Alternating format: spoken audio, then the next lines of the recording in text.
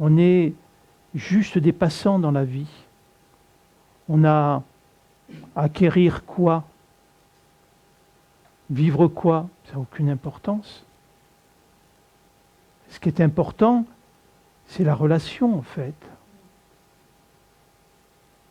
La relation avec les gens que l'on aime, ou les gens qu'on aimera, les rencontres qu'on fait, il n'y a que ça qui reste. Tout le reste, on le voit par exemple dans les EHPAD.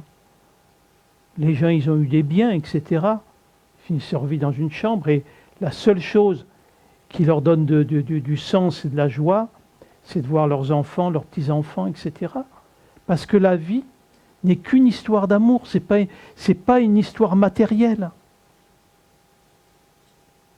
Il y avait trois personnes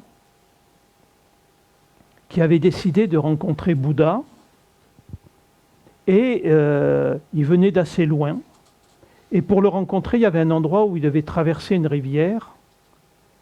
Donc ils avaient amené une barque et ils marchent et ils traversent ce cours d'eau avec la barque, puis ils prennent la barque et ils continuent. Et ils arrivent enfin à destination et ils rencontrent Bouddha. Et ils sont tous dans un grand respect. Et Bouddha, il dit rien. Donc ils sont un peu surpris. Et il l'interroge. Et Bouddha leur donne des réponses pas très singulières.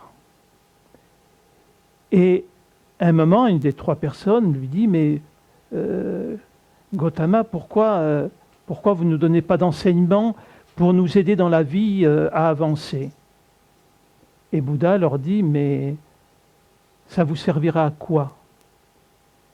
Vous avez pris cette barque pour venir me voir et vous l'avez gardée parce que vous pensez que vous allez revenir au même endroit.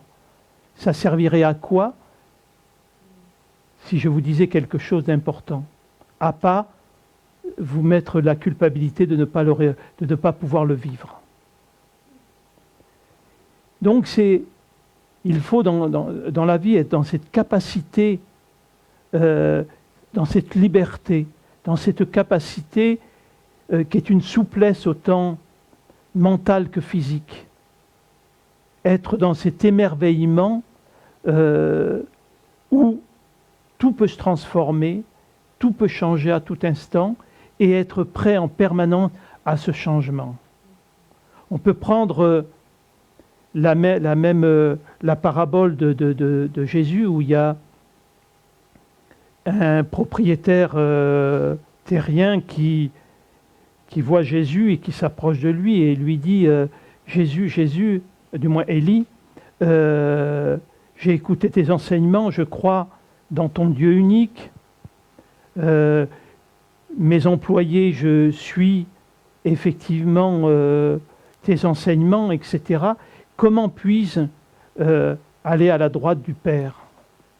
Et Jésus le regarde et lui dit suis-moi. Et cet homme baisse la tête, il se retourne et il repart. Et je ne sais plus la phrase que Jésus a dite, mais en fait cet homme ne voulait pas perdre ce qu'il avait, et le suivre, c'était tout perdre. On ne peut pas remplir un verre d'eau fraîche si le verre est déjà rempli d'une eau ancienne. Et c'est toute la difficulté qu'on vit, chacun de nous. C'est toujours cette capacité à voir qu'on ne manque de rien. Parce que tant qu'on n'a pas vu cette capacité, on a tout le temps l'impression qu'on va perdre quelque chose. En oubliant que la vie, elle nous apporte toujours ce dont on a besoin. Tout le temps, si chacun de nous, on regarde notre histoire, notre vécu, on ne peut être que dans la gratitude. La vie nous donne la santé, elle nous donne, à travers toutes ces manifestations, tout ce que l'on a besoin au niveau biologique, affectif, etc. Et si nous n'ouvrons pas notre conscience à cette réalité-là, on s'enferme, un peu comme tu disais, Jean, dans notre petite histoire de l'instant. Mais on n'est plus cette conscience ouverte. Oui, bonjour à tous. Pour moi, bien, je viens ici pour continuer à me découvrir.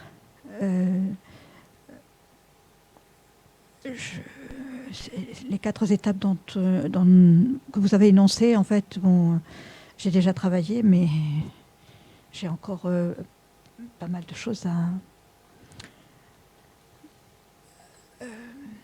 creuser encore.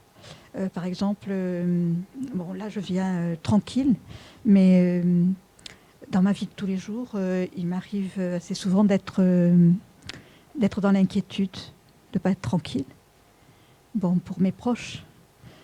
Voilà, donc j'ai ça encore à travailler, c'est-à-dire que dans un premier temps, je n'ai pas forcément le réflexe d'accueillir, ça vient que dans un second temps. Et ensuite, je ne sais pas toujours faire la différence entre accueillir et puis assumer mes responsabilités. Voilà. Donc il y a encore des... Et puis ensuite, par contre, sur des sujets qui me sont moins proches, je me trouve parfois étonnée d'avoir du recul, de la distance par rapport voilà, à certains sujets qui m'ont affecté ces derniers temps. Voilà. Okay. Vous savez, on peut prendre un exemple qui, par rapport à ce que vous avez dit, qui va éclairer d'une autre manière. Prenons 2 personnes lambda, du moins une personne lambda, et un maître spirituel très évolué. D'accord ? Prends ces 2 personnes. Vous prenez un marteau, les 2 personnes mettent les mains comme ça, et vous donnez un grand coup de marteau à l'un et à l'autre. Est-ce qu'il y en a un qui va avoir moins mal que l'autre ?